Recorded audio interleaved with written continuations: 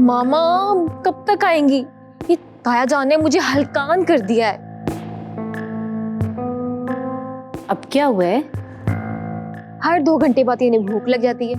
अभी सुबह हलवा पूरी का नाश्ता करवाया था इन्हें, लेकिन इन्हें तो फिर भूख लग गई है।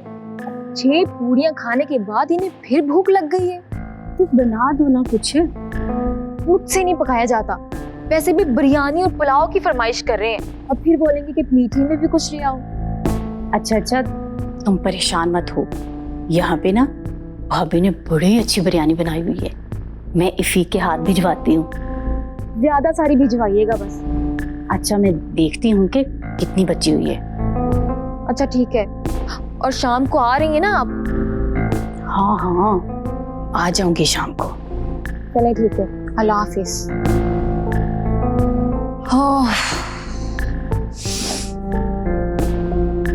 क्या बात है, ज़ारा क्यों परेशान हो रही?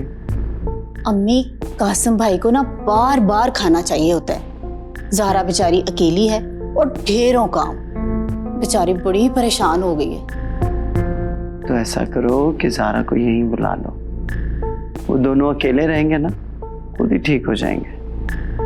अम्मी, मुझे नहीं लगता कि अहमद उसे आने देंगे।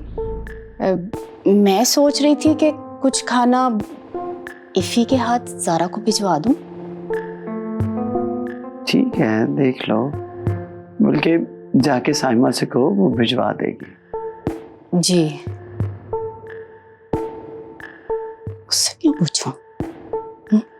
तुम जो बन जाते मेरे जीने की वजह,